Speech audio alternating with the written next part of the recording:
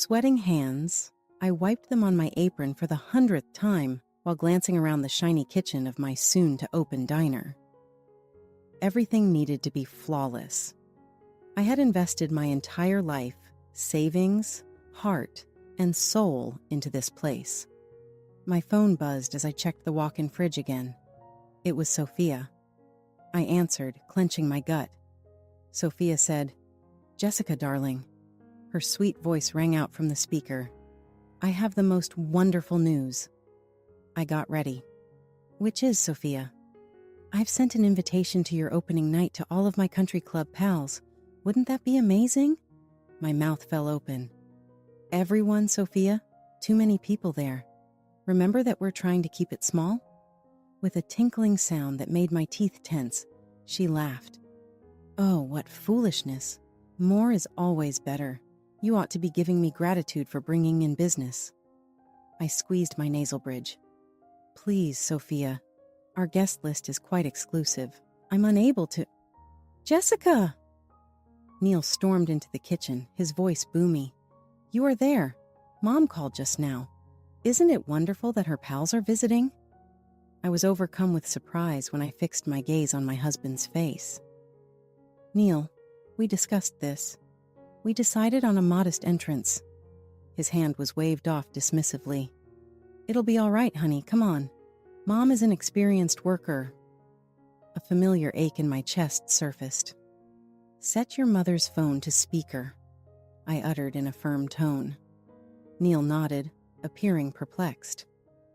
"Sophia, we just can't fit all of your friends in," I responded, trying to maintain an even tone.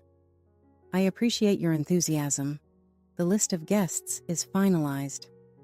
"But these are very influential people, Jessica," Sophia gushed.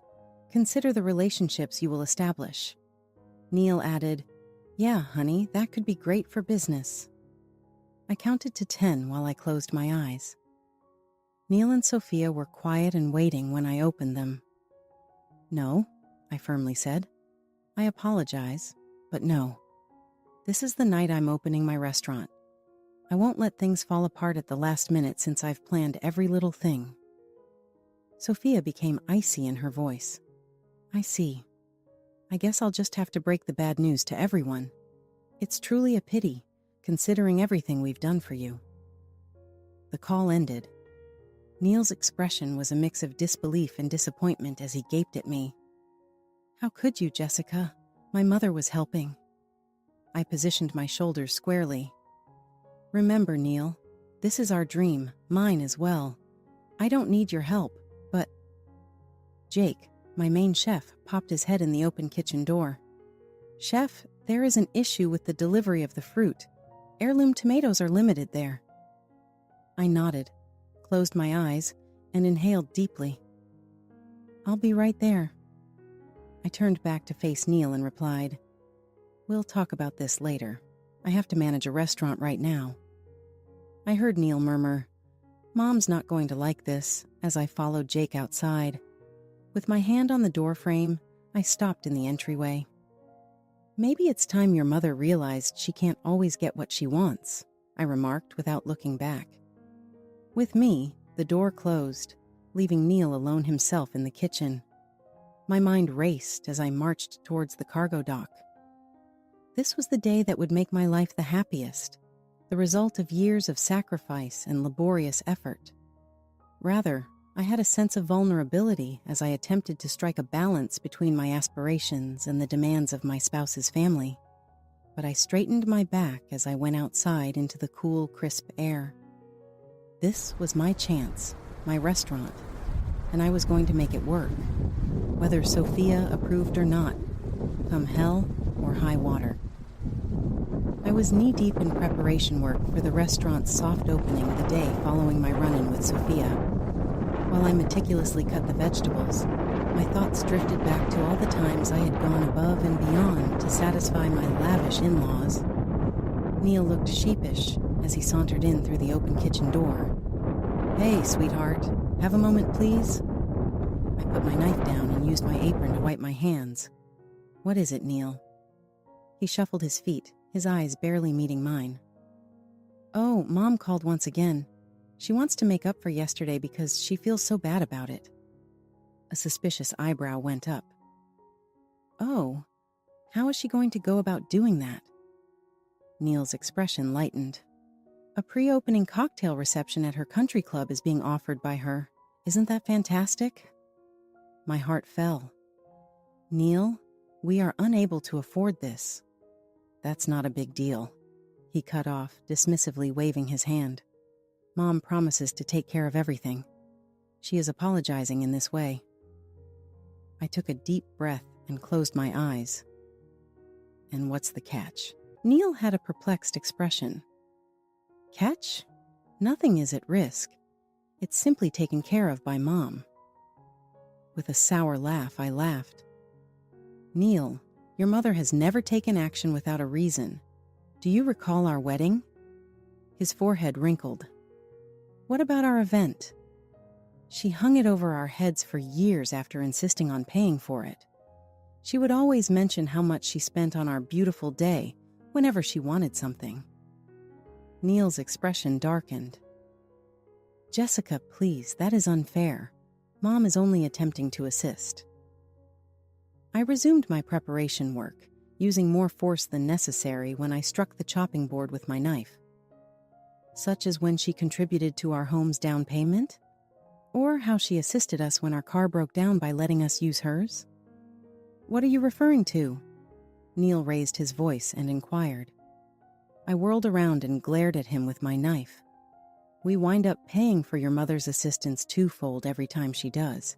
She made us pay her back with interest for the house. She requested that we drive her around for months in the automobile. Neil's complexion flushed. That is absurd. Mother would never... Open those eyes, Neil, I yelled, hitting the counter with my palm. Your mother is trying to control us, and you're too blind to see it.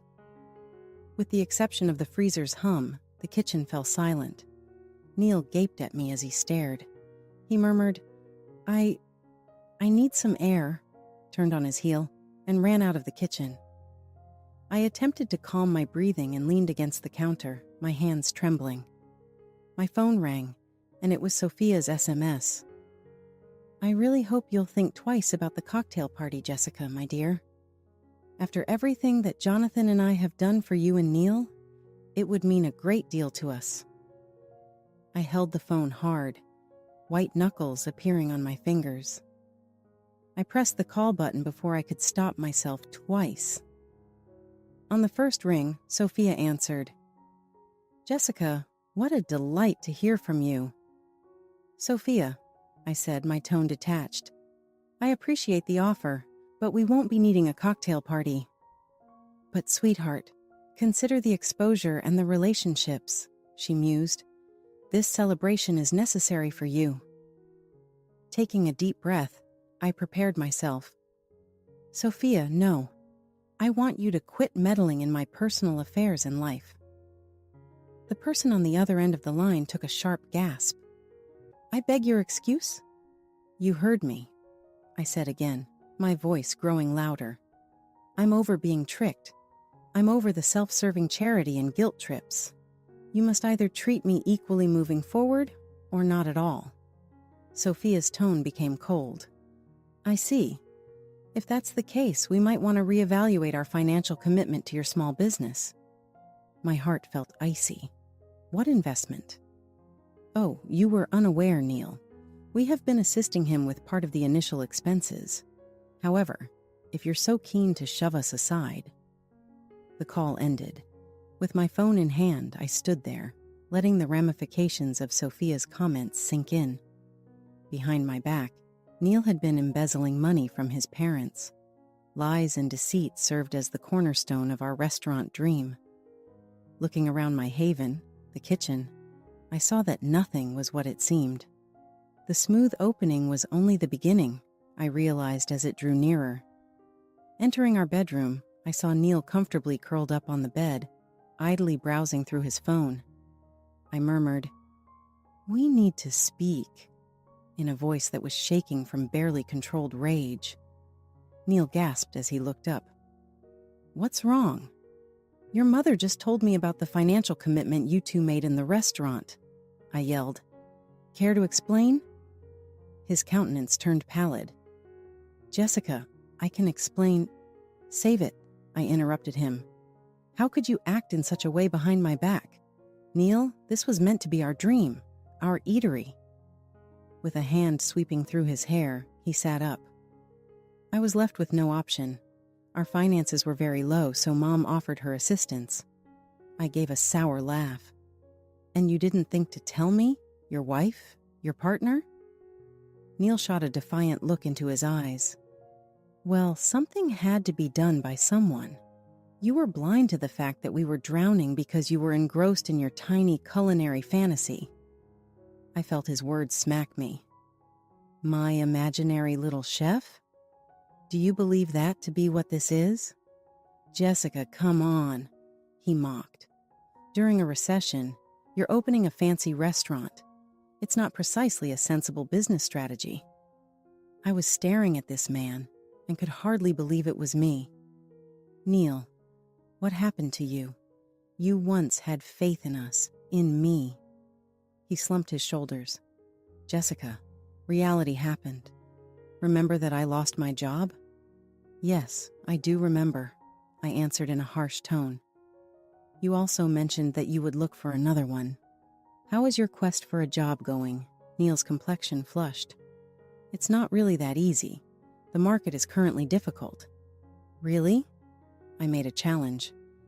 Because I seem to remember you turning down 3 job offers in the past months. He averted his eyes from me. They weren't a suitable fit. No, I said, as I began to realize that they weren't as luxurious as your previous position. Neil, you're not seeking work.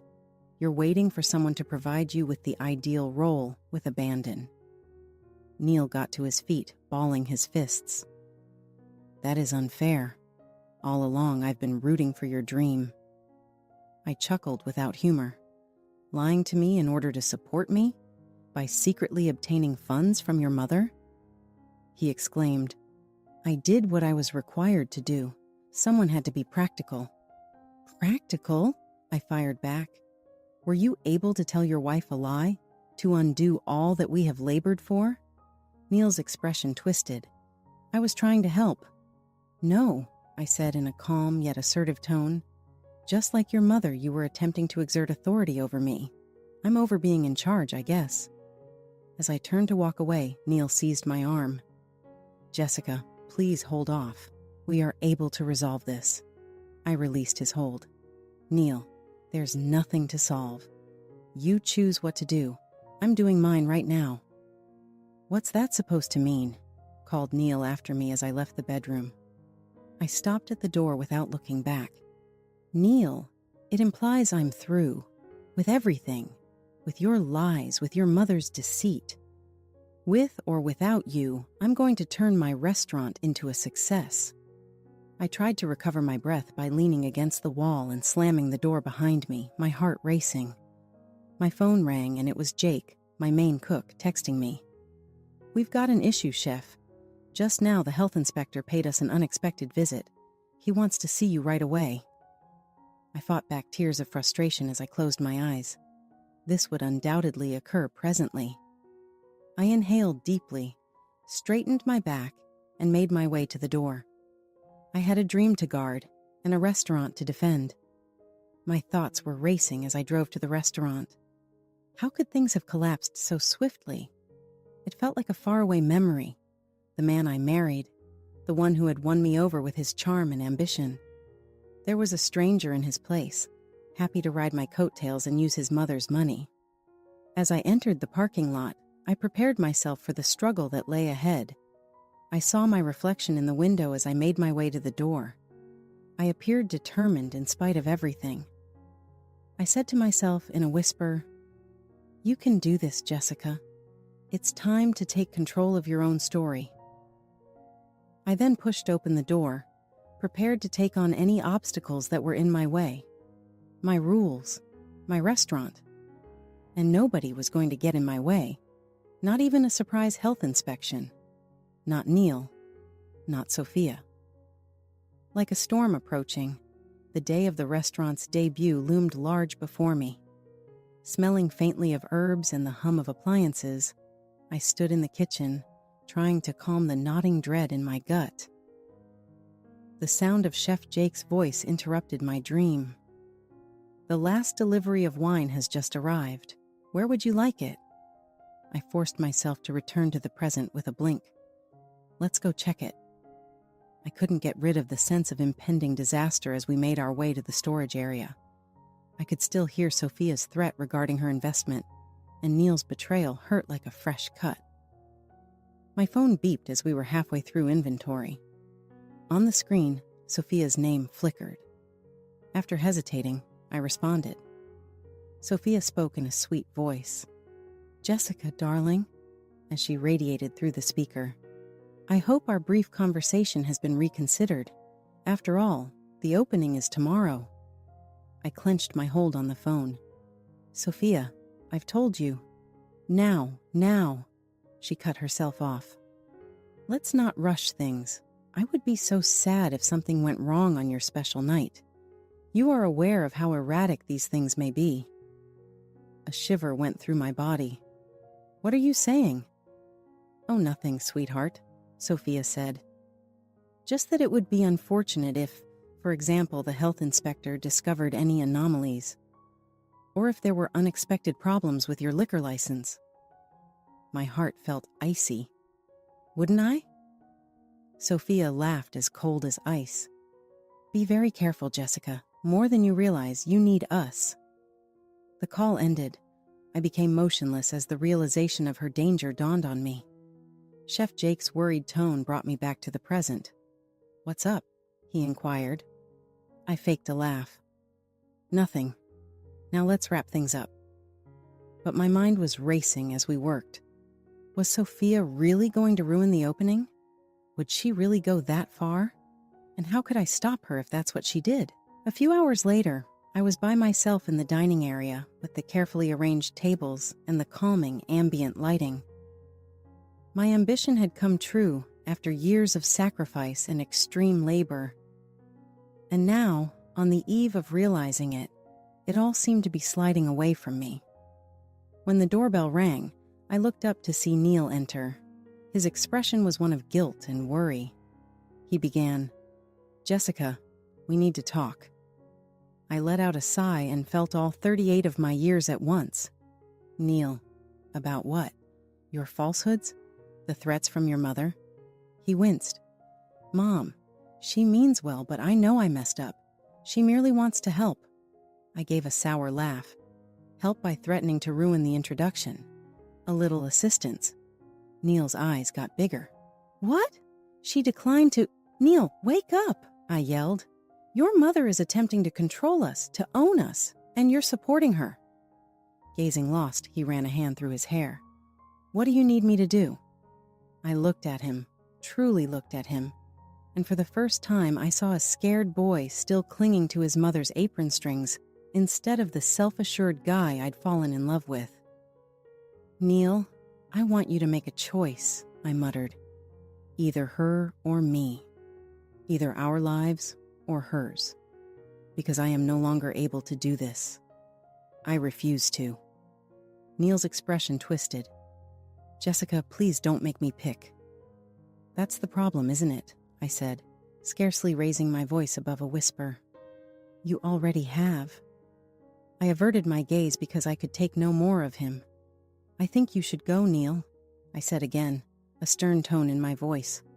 I exclaimed sharply, "Jonathan," into the phone as it connected. "It's Jessica. We must discuss your wife." A peculiar feeling of serenity enveloped me as I hung up. Not only was my restaurant opening tomorrow, but it also marked the start of my freedom. No matter what, I was determined to finish it. There was a noticeable sense of unease in the air on the night of the restaurant launch. Standing in the kitchen, I observed my staff members as they hurriedly got ready for the influx of guests. My hands trembled a little as I straightened my chef's coat despite my resolution. "Chef Jake," I exclaimed, "Sophia has arrived with her friends. They are requesting to be seated right away." I nodded, closed my eyes, and inhaled deeply. I'll handle it. Upon entering the dining room, I saw Sophia, beautiful in an extravagant gown, encircled by a group of women who were equally overdressed. Neil hung tensely by her side, appearing disoriented in his baggy outfit. Sophia's voice boomed out, sickeningly sweet. "Jessica, darling, we're just starving. I'm hoping you've got something really amazing in store for us." I forced a smile to appear. "Sophia, this way, please." I could feel my other guests' gaze on us as I escorted them to their table. This was hardly the opening night I had imagined. Sophia took a seat and waved her hand dismissively. "We'll have the chef's taster menu, of course, and make sure the wine is flowing smoothly." "I'll be delivering your first course soon," I said, attempting to remain calm. Sophia took hold of my wrist as I turned to walk away. "I just went ahead and invited a couple more people, Jessica. I really hope that won't be an issue." My phony smile failed. "How many more, Sophia?" With an airy laugh, she laughed. "Oh, only about 12. They are supposed to be here at any moment." I could feel my face's blood disappear. We were already full to capacity. We couldn't possibly have any more guests, much less serve them for free. "Sophia, we need to talk," I remarked in a hushed, menacing manner. I took her to a private area of the eatery, out of sight and hearing. "This is it now," I growled. "I won't have you ruining my opening night with your tricks." Sophia's eyes flickered menacingly. "Take caution, Jessica. You're not aware of my abilities." I shot back. "Oh, I think I do. You're not aware of this, though. I have copies of every financial document. Not a shred of your money is left anywhere, despite every pound going into this establishment." Sophia's expression twisted with anger. "You ungrateful little—" "Save it," I interrupted her. "This is what's going to happen. Just like everyone else, you and your pals will pay for your meals. And after tonight, you'll either keep out of my life and business, or I'll make sure everyone is aware of the true nature of you." Sophia stood for a while, enraged. Abruptly, she lifted her hand and gave me a forceful slap across my face. The eatery grew quiet. I could sense the tension, sharp enough to cut, and that everyone was watching us. With a burning sensation on my cheek and an unwavering resolve, I slowly turned around to face Sophia. "Go," I commanded in a quiet yet authoritative voice. "Every one of you, including your pals. Now leave my restaurant." As Sophia was about to object, Neil moved to stand next her and put his hand on her arm. "Mom, I think it's time we leave." Neil glanced at me as they turned to leave. Our shared stare said so much. The restaurant was no longer the only factor in this. Everything is done now. And the truth of Neil's dishonesty weighed heavy on me. I collapsed into a chair with a whirlwind of emotions inside of me. The restaurant surrounding me felt like a trap closing in, whereas it had once been a ray of hope and aspiration. We had both been duped by Sophia's deceit, and I had failed to recognize Neil's dishonesty. I turned to my astounded crew and visitors after they had left. I took a deep breath, stood up straight, and said, "I'm sorry for disturbing you. Enjoy your evening. We'll cover the cost of the next round of drinks." I fled to the kitchen, my mind racing, while the gentle hum of talk began again. Although the battle was won by me, it was far from over. With the knowledge that nothing would ever be the same again, I picked up my knife and went back to my station. I was stunned by Sophia's abrupt departure, but I was pressed for time to come to terms with it. The restaurant was running smoothly, and I needed to concentrate on the kitchen. My thoughts raced over the possible consequences of what had just transpired as I plated dish after dish. After several hours, when the final visitor gradually left, I at last gave myself permission to exhale. The opening night had gone well, despite Sophia's best attempts to ruin it. But I knew that this wasn't the end. My phone buzzed, and it was Neil's text. We need to talk, as if on timing. I'm heading over. Sighing, I readied myself for yet another argument. Neil's expression, upon his arrival, was a mixture of bewilderment, outrage, and something approaching guilt. "Jessica, what the heck was that about?" he demanded.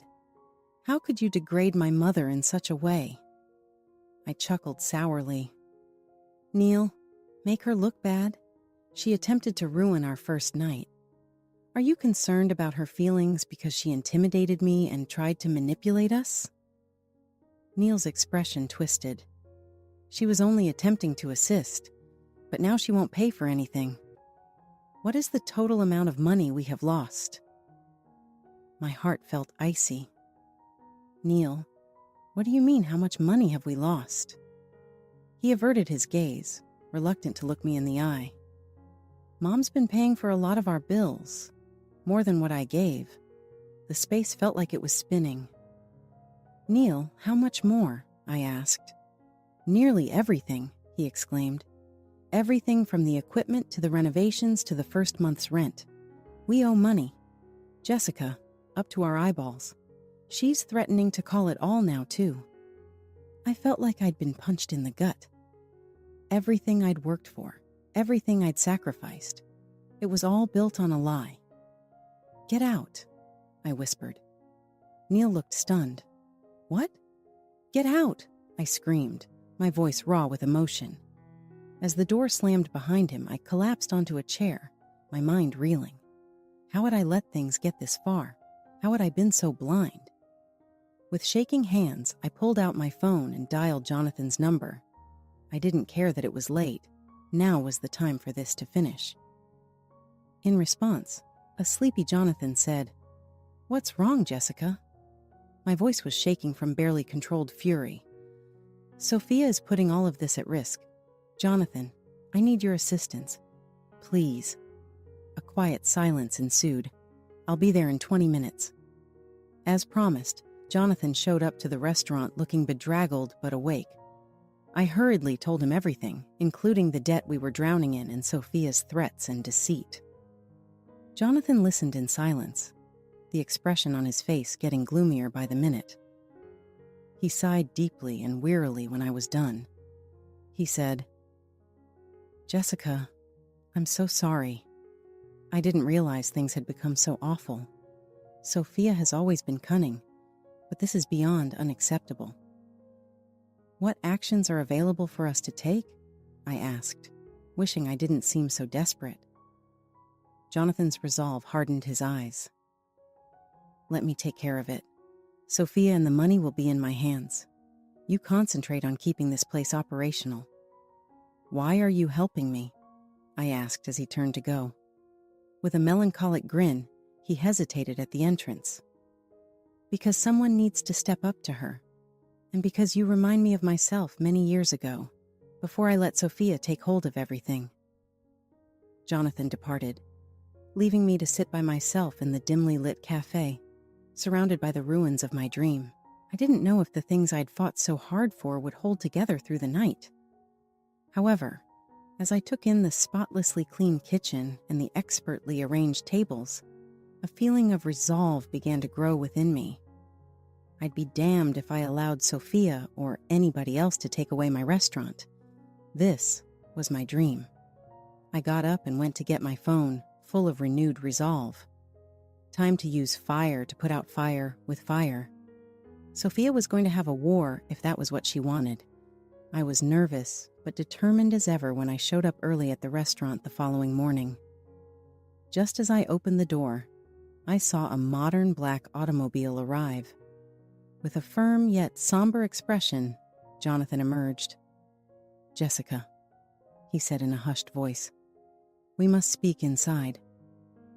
Jonathan outlined the unpleasant facts of our predicament. Although Sophia's access to our accounts has been frozen, the harm has already been done. Not just for your restaurant, but for years she has been embezzling money. My heart fell. "How severe is it?" Jonathan looked directly into my eyes, sorrow and rage mixed together. It's bad enough that our lawyer has been consulted, but I have that struggle ahead of me. We must prioritize rescuing your restaurant right now." The door sprang open at that moment. With her face twisted in fury, Sophia barged in, leaving Neil trailing behind her as if she were a lost puppy. She yelled, "How dare you?" at Jonathan, and interrupted me like a regular criminal. Jonathan stood up, sounding distant. "Sophia, you are exactly what I call a criminal, and it ends right now." Sophia's gaze flitted from Jonathan to me as she began to realize. She snarled at me, You made my husband dislike me." I refused to back down. "No, you accomplished that on your own." Neil moved forward, his expression pale. "Mom, what's the deal?" "What are they talking about?" Sophia lost her temper. "Darling, it's nothing. Simply a miscommunication." Jonathan cut her off abruptly. "Neil, your mother has spent years embezzling money. All of the money she said she invested in this restaurant was pilfered." Neil's expression twisted. "Is this true, Mom?" Jonathan produced a stack of documents as Sophia's denial was on her lips. "Everything is here, Neil. Every deal, every falsehood." Neil lowered his shoulders, taking in the facts. With beseeching eyes, he turned to face me. "Jessica, I assure you I was unaware. You must have faith in me." I was tempted to believe him, but his disloyalty was too great. "Neil, even if that's accurate, you still told me lies about the money and your job. How am I ever going to trust you again?" Seeing her world fall apart, Sophia tried one last desperate thing. "Jessica, sweetheart, I'm sure we can resolve this for the benefit of Neil and the family." I gave a sour laugh. "Is this what you refer to as a family?" "Not at all, Sophia. This concludes now." With my heart pounding but my mind made up, I turned to face Neil. "I am done with you. I need a divorce." The space became quiet. Neil's expression was a mix of disbelief and hurt as he glanced at me. "Please, Jessica, let's get this fixed." I gave a head shake. "No, Neil, we are unable to. It's finished." With a cry of helplessness, Sophia threw herself onto a chair. Jonathan tried to console her, but when the issue really hit home, his eyes grew icy. Neil's surprise gave way to rage. "You are to blame for this," he yelled at his mother. "You ruined everything." With her well-built world collapsing around her, Sophia wept. With a heavy sigh, Jonathan appeared every bit the 65 years old. "Jessica, let me handle this. You give attention to your eatery." I stood alone in the middle of my dream, feeling both free and afraid as Jonathan escorted Sophia and Neil out. I really did own the restaurant, but at what cost? With a look of worry on his face, Jake emerged from the kitchen. "Chef, how are you doing?" Standing up straight, I inhaled deeply. "I am not okay, Jake. However, I will be." With a fierce resolution in my eyes, I turned to face him. "We have to manage a restaurant. Now let's get to work." Upon entering the kitchen, I experienced a release of tension from my shoulders. Though the path ahead would be difficult, I felt free for the first time in years. Free from Neil's weakness, free from Sophia's manipulation, and free to make my own decisions. There were meals to make, employees to supervise, and a reputation to establish, all before the lunch rush arrived. However, when I fastened my apron and took up my knife, I was determined that I would meet any obstacles head-on and conquer them according to my own terms. Nothing would ever alter my life, my restaurant, or my regulations. It had been 5 years since that turbulent night when everything in my existence collapsed. I'm amazed at how far I've come, standing in the busy kitchen of my restaurant, which is now a well-known landmark in Connecticut. As would be imagined, the divorce from Neil was a mess. Though Sophia battled valiantly to undermine my reputation, Jonathan remained by my side, offering proof of her deceit. Ultimately, I left the restaurant with complete ownership, and my dignity unharmed. The most difficult year was the first. It seemed like I was climbing a mountain with my hands tied when I had to rebuild my life and my company from the ground up. Nevertheless, I persisted, giving my task every bit of my ardor and resolve. I wake up from my trance to the sound of Chef Jake's voice, my executive main chef of choice now. The New York Times food critic has just arrived. I smooth down my chef's coat and take a big breath. All right, team. This is the goal we have been pursuing. Let's demonstrate to them our capabilities. As I supervise the creation of our tasting menu, my thoughts stray to Leo, my 3-year boyfriend. We bonded over heirloom tomatoes and handmade cheeses when we first met at a neighborhood farmer's market. His steadfast assistance and sincere affection have provided comfort to my wounded heart. After swinging open the kitchen doors, Leo enters carrying our daughter Emily. She always wants to help out in the kitchen, and at 3 years old, she is already displaying the makings of a future chef. Emily yells, "Mommy," and reaches for me. I pick her up and smell her sweet aroma. "What are the two of you doing here?" With sparkling eyes, Leo smiles. "We were unable to miss your special evening. In addition, someone kept insisting on wishing you luck." Emily gives my cheek a wet kiss. "Mom, good luck." A sensation of warmth fills my chest, a far cry from the continual tension and worry I had while married to Neil. This is the feeling of genuine family support. With a solemn expression, Jake approaches me as I return Emily to Leo.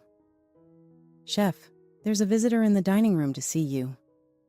I head out of the kitchen, curious.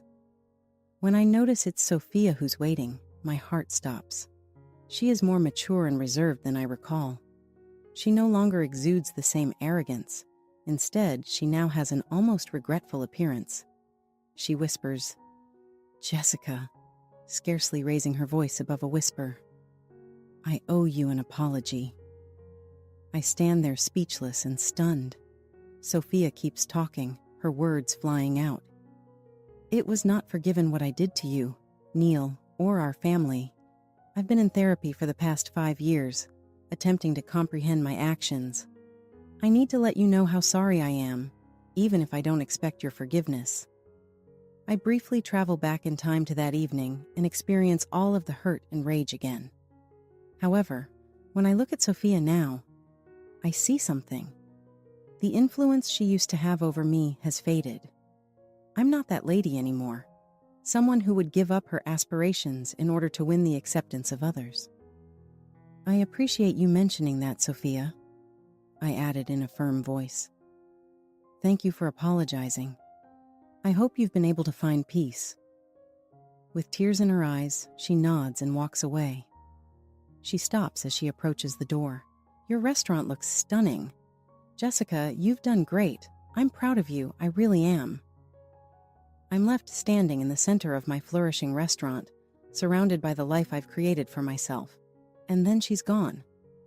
Emily is in Leo's arms as he appears at my side. "Everything okay?" I glance at him, our daughter, and the busy eatery surrounding us. "Yes," I reply, my face lighting up with a smile. "Everything is perfect." I feel accomplished as we make our way back to the kitchen. Though the path has been difficult and replete with heartbreak and betrayal, it has brought me to this point in my life, this family that I have created for myself. A new chapter is about to begin. My team is prepared, and the critic is waiting. This time, though, I'm tackling it head-on and have an unwavering support system of love around me. I take up my knife, put on my apron, and enter my territory. "All right, team, let's make some magic."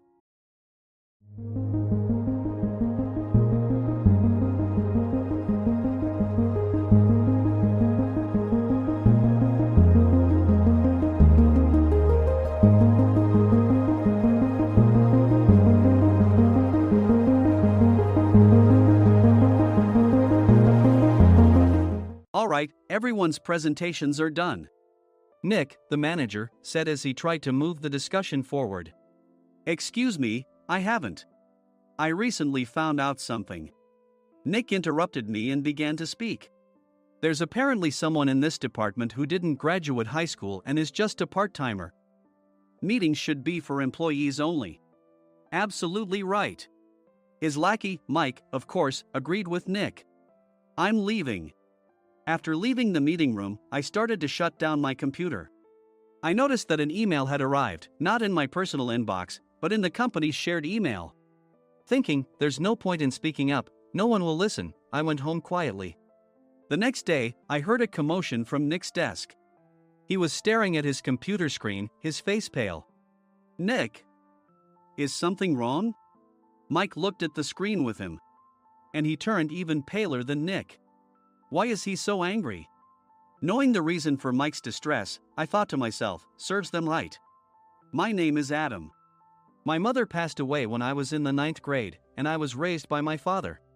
Well, you could hardly call it being raised. After my mother passed, my father changed. He drowned his sorrows in alcohol, and though he still went to work, he squandered our living expenses on horse racing. Because of that, I had to start working part-time as soon as I entered high school. Every month, I went to the convenience store with bills in hand that couldn't be auto-deducted from my father's account. Even though I endured it because I didn't want to be alone, I reached my limit in my second year of high school and dropped out. I found a live-in job at a distant inn. Thank you for everything." The day I left home, my father, still staring at the TV, spoke. "Take care." That was our last conversation. Back then, 18 wasn't the age of majority, so I needed my father's permission to work, and I couldn't hide my place of employment. Yet, my father never visited me even once. I kept working just to survive, and before I knew it, I was 42. Years of hard work paid off, and I was transferred to the headquarters. I was thrilled to be recognized by the company, as I thought I'd be working in the field until retirement due to my lack of formal education. Listen up. Our work can change the future of our employees. Don't drag us down.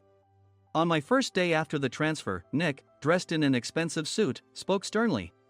There was a reason for this. Our inn was located in a prominent tourist destination, known so well that everyone in the state could sing its commercial jingle. At its peak, we had 5 locations within the state. But that was long ago. Due to financial difficulties and aging facilities, only the place where I had worked for many years and the original establishment remained. I was prepared to lose my job anytime, but now there was a glimmer of hope. With the rise of social media, the tourist area where the inn was located started gaining attention again. Depending on how hard the sales department, where I was transferred, worked, we could either thrive or be forced to give up this prime location to the new hotel chains continuously popping up. For Nick, who had switched careers from another industry to strengthen our sales, this was a battle he couldn't afford to lose. I understood why he had to be strict. I will do my best. Nick sneered at my enthusiastic declaration. Did you not hear what I said? I'm sorry. I thought I was listening carefully. Out of habit from years of customer service, I apologized reflexively, though I had no idea what had offended him. Someone was watching me with a smirk. In this department, there are those who are expected to excel and those who have been shoved here because they have nowhere else to go. You are the latter. It was Mike, the section chief. He's 7 years younger, at 35. But he was called to headquarters much earlier than I was and had been moving around within the headquarters ever since. I'm not jealous, but I can't accept that he's my boss. Graduating from a prestigious university, he has an unusually high pride and caused many problems as a newbie, making things very difficult for me when I was the front desk leader. When I found out Mike was transferred to the sales department a month before me, I was disheartened. Mike is right. With just a middle school diploma, there's not much you can do. Don't even think about achieving results. As if I didn't exist, Nick remarked, I'm thirsty. Mike eagerly ran to the coffee maker. It seems Mike is Nick's lackey. I regretted being happy about my transfer to headquarters, wishing I had stayed on site forever. Send a direct mail to every company on this list by the end of the day. Nick only assigned me tasks that even a new graduate could handle. What? There are over 1,000 companies. You want me to send to all of them by today? Yes, if you and your fellow misfits split the work, even those with nowhere else to go should finish by today. I glanced at the employees typing away expressionlessly. They were worn out from customer service, only thinking about leaving on time, or were women reassigned after having children. With zero motivation for work. Even Sam, a new graduate from the same university as Mike, who was supposed to be among the expected achievers, had no enthusiasm for the job. Having joined the company wanting to do customer service. I don't care what they say, I plan to quit anytime, he said. Only Nick and Mike were highly motivated, making all the decisions between the two of them. I originally only wanted to work at the inn to survive and had no particular attachment to this job. I swallowed my words, thinking I had no right to reprimand them. About a month after the transfer, Nick told us with a frustrated look. To commemorate the 50th anniversary, we've decided to create a plan exclusive for one group per day. Originally, Mike and I were supposed to come up with it, but our president, Mr. Thompson, insists on hearing everyone's opinions. So, you all get a chance. As Nick explained, Mike began handing out prints. Make sure not to embarrass Nick. If your ideas are half-baked, you'll have to redo them. It seemed that they had printed his handwritten notes by Mr. Thompson, which included several questions and a section for free responses. It made sense why Nick had to seek our input, given that all responses had to be submitted to Mr. Thompson. We were given a week to think about it, and a meeting was scheduled to compile our ideas. My plan is to let guests enjoy both the old and modern America. Nick began the presentations. Guests would watch a master confectioner at a nearby traditional sweet shop make sweets in front of them. The welcome drink would be premium tea in a bottle. Nick's plan was certainly attractive. After his presentation, Nick called on us to present in the order we were seated. Just as I stood up for my turn. All right, everyone's presentations are done. Excuse me, I haven't. I recently found out something. Nick interrupted me. There's someone in this department who didn't graduate high school and is just a part-timer. He was likely talking about me. I joined the company as a part-timer and was made a full-time employee when I turned 20. That was 20 years ago, so Nick and Mike probably had no chance to know until recently. Meetings should be for employees only. Absolutely right. After that, Nick kept creating opportunities to solicit everyone's opinions, purposefully excluding me from speaking. The meeting unexpectedly heated up and went past the scheduled end time. A few people asked to leave, and the discussion continued with the remaining few. Still here? Normally, you'd leave in that situation. Though I had no attachment to the job initially, hearing kind words from customers made me want to make them happier. For someone like me, with nowhere to go, the inn was my home and customer service was my life. I felt pathetic about my current self. I'm leaving. I left the conference room and started shutting down my computer. I noticed an email had arrived, not in my personal inbox, but in the company's shared email. Thinking no one would listen to what I had to say anyway, I quietly went home. The next day, while preparing the DM as instructed, I heard a commotion from Nick's desk. In his haste to stand up, he hit his knee on the desk. He stared at his computer screen, his face pale. Nick! What's wrong? Mike, thinking he should be the first to rush over, approached Nick while still wearing his coat. He peered at the screen with Nick. And he turned even paler than Nick. Why is he so angry? Who is responsible for this company? Nick, more irritated than ever, asked, and Mike answered without checking. Probably Sam. Sam wasn't there because he was attending a morning training session for new hires. Nick gave up on getting angry and returned his gaze to the screen. They were looking at an email that arrived right after the end of the working day yesterday. Apparently, no one, including me, had checked it before leaving. The email was from a large company that used us for their annual employee trips. The president and executives of that company also frequently used our services personally. President of the company, Mr. Mason himself, had declared that neither he nor his company would ever use our services again. Well, some companies cancel their employee trips or stop using our services due to financial struggles. Let's just move on. Mike kept wiping the sweat from his forehead with a handkerchief. Knowing why Mike was so agitated, I quietly watched their interaction. Do you know how much revenue we get from that company? We can find other guests to fill the rooms, but we'll lose the banquet costs, gift shop revenue, rental car fees, and more. Moreover, the gifts were supposed to be prepared by the traditional confectionery shop involved in Nick's proposed plan. If it's known that we incurred such a huge loss at this critical time, Nick's position in the company would be jeopardized. Nick took a deep breath, seemingly trying to calm himself. All right, Mike. Go to New York right now and apologize to Mr. Mason. What? You're coming with me, right? I have urgent work to do. I trust you, which is why I'm entrusting this to you. Please. Mike, believing Nick's sincerity, agreed with a determined look on his face, saying, yes. That's Nick for you. Even if Mike went to apologize, Nick would shift all the blame onto him if the client didn't change their mind. Well, it was Mike's fault to begin with, so it served him right. About 3 hours later, Sam answered a call from somewhere and repeatedly apologized, saying, I'm very sorry. Everyone watched to see what was happening. After ending the call, he informed Nick with a weary tone. When Mike arrived at the client's company, he only made things worse, further infuriating Mr. Mason. He was demanding, get his boss here immediately. It was no wonder Sam was exhausted, dealing with such a call right after returning from training. What is that idiot doing? All right, Adam, you're coming with me. If sacrificing Mike didn't work, then I must be next. Normally, I'd want to refuse at all costs, but I saw an opportunity in this situation. If I can be of assistance, I'd be happy to join you. I obediently followed Nick, and we flew to New York. When we introduced ourselves at the reception, it became clear how serious the situation was, as the receptionist personally escorted us to the president's office. Angry voices leaked through the door, making both Nick and me uneasy. Excuse me. I'm Nick, the supervisor. I understand my subordinate has caused you trouble, and I deeply apologize. Nick, with his experience in the corporate world, knew enough to offer an apology before excuses. However, his customer service skills left much to be desired.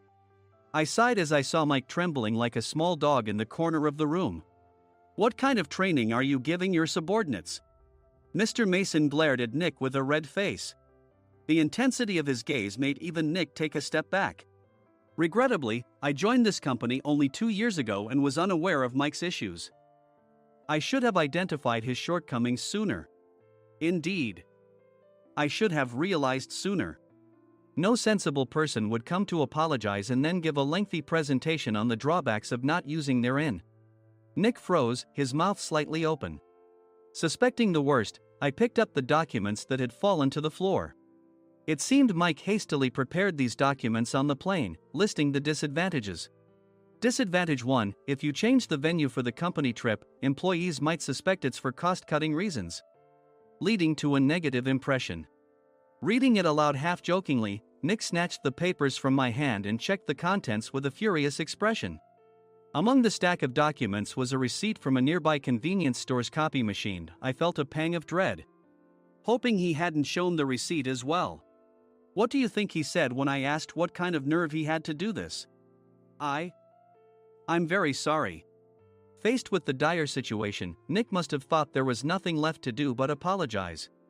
In a voice smaller than I'd ever heard from him, he uttered words of apology. He said, I'm a Harvard graduate. I don't believe I said anything wrong. Mike! What have you done? Forgetting his plan to pin the blame on Mike, Nick yelled loudly, even in front of Mr. Mason. I didn't do anything wrong. You're still saying that? Look at him. Mike pointed at me with a shaking hand. I was assigned to headquarters in my 20s and now I'm a section chief. This guy only made it to headquarters at 42. Everything I've done proves I was right. So why are we losing the contract? Having said his piece, Mike collapsed to the floor. Of course. You were sent there because you had nowhere else to go. Mike never expected to hear such words from someone he looked down upon. He lunged at me, and Nick hurriedly stepped in to stop him. Mr. Thompson told me Mike is a quick thinker, and to take good care of him. There's no way he was pushed aside. Don't make things worse here. He didn't say quick thinker, he said only quick-witted, didn't he? I don't remember that part. I recalled the many troubles Mike caused when he was a newbie. When Mike was on the front line, his pride was so high that he never apologized to customers. Customer service, especially in our job, doesn't work alone. It brings both good and bad situations. If the front staff or housekeepers made mistakes, or the cleaning company didn't properly clean a room, one had to apologize to the customers regardless of personal fault. Mike, in such situations, would never apologize, insisting he wasn't at fault. This often angered customers, and as the front desk leader, I frequently had to apologize on his behalf. He caused complaints and disrupted operations, which is why he was quickly moved to headquarters. In departments where he didn't interact directly with customers, his quick thinking was beneficial and things went well. But it seemed his flaws were starting to show. Corporate reservations are supposed to be entered into the system by the sales representative. But a quick check yesterday revealed that more than 10 items were missing from the client's reservation. The handover document clearly stated what needed to be prepared. Why didn't you enter it into the system? Why do we have to give them special treatment? Filling rooms near the banquet hall, setting up all the food in advance. Specifying the brand of wine, they're too demanding. No wonder he always angered customers, I thought, feeling a headache coming on. Grouping them in rooms near the banquet hall is for our benefit too. It makes it easier for the staff to set up beds and serve breakfast since everyone's schedule is synchronized. As for the other requests, Mr. Mason suggested them to lighten our load. I didn't know that. Nick finally seemed to realize that Mike was the one who had angered the client. What did you say to them? I just told them we wouldn't give them special treatment anymore. We shouldn't waste effort on things that don't bring in money. I was utterly exasperated at his lack of understanding of customer service. Of course, we shouldn't comply with unreasonable demands. But carrying over successful practices from past stays makes customers feel remembered and enhances their experience. Good memories encourage repeat visits. That's part of our job. I looked down at Mike, who was sitting on the floor. In our job, nothing is a waste. Mr. Thompson likely moved you to the sales department, hoping you'd finally understand this. How do you think he feels now that you failed to meet his expectations? Mike, tears in his eyes, fled the president's office. I was amazed he still hadn't apologized. You have it tough, Adam. It's okay, we're all employees of the same company. I deeply apologize for this disrespectful incident. Especially after all the care you've shown us. If it weren't for you, Adam, I really would have stopped staying here. When I heard you were moving to the sales department, I was willing to reconsider if you handled it. Seeing us talk so amicably, Nick's face contorted. Do you two know each other? Adam's service is excellent. I always requested him specifically. Normally, we don't accept specific staff requests, but we made an exception for Mr. Mason, adjusting my shifts accordingly. He had personally stayed at our hotel just before my transfer, and during casual conversation, I mentioned, I'm moving to the sales department soon. If I hadn't told him then, things could have been much worse. Please continue to take care of us. I look forward to it. On the return flight, Nick awkwardly offered me a can of beer. It's still working hours. Of course, I had no intention of forgiving him for a single beer. Nick might try to pin everything on Mike and avoid any consequences. While pondering this, a startling fact came to light. Nick, the tea bottles for the plan have arrived. I handed Nick a bottle labeled with our inn's name. They look good. What are you talking about? These are plastic bottles. I had assumed we would use the trendy, high-end bottling tea. But what arrived were ordinary plastic bottles of tea with customized labels. The only unique aspect was the label, which had the inn's name, making it look customized. Upon further investigation, I discovered that a substantial amount of money was set to be paid to the tea company. It was priced like bottling tea. Does this plastic bottle really cost $100 each? The tea inside is specially blended for us. The extra cost is for that. Wouldn't it be better to use another tea company? Or is there a specific reason we must use this one? As Nick continued to make excuses, I showed him a printed email. I informed the tea company's president, Mr. Mitchell, that we discovered irregular payments and he confessed. He said you two were high school classmates and planned to split the extra money. That idiot. Why did he confess? That's not important. You should worry about yourself, this could turn into a police matter. Opening the bottle cap, I suggested. How about calming down with this tea? It supposedly has a relaxing effect. Nick drank the tea frantically. In the following days, decisions were made about their fates. Mike was reassigned to the General Affairs Department, with no chance of transfer or promotion, as per Mr. Thompson's orders. As for Nick, since the payment to the tea company hadn't yet been made, he narrowly avoided legal trouble. Instead, he was encouraged to leave the company, and to avoid further complications, Nick submitted his resignation. Rumor has it that connections between HR departments have made it difficult for him to find new employment. Even though it was good to have those two gone, something unexpected happened in the sales department. Everyone became motivated and united in refining the 50th anniversary plan. In the end, my plan was adopted. We collaborated with the Tourist Information Center to provide personalized guides. The plan, tailored to the number of guests, was truly special for the 50th anniversary. Hey, is Adam's family coming to stay? I immediately booked that special plan for my family. Sam noticed it on the reservation list and quickly picked up on it. Yes, I'm inviting my father. That's great. I might invite my parents too. I lacked the courage to face my father just as Adam. But here, with the confidence Mr. Mason praised, I felt ready. The 50th anniversary plan was a perfect opportunity to reconnect with my father. I hoped to bring back the days when we could laugh together as we once did.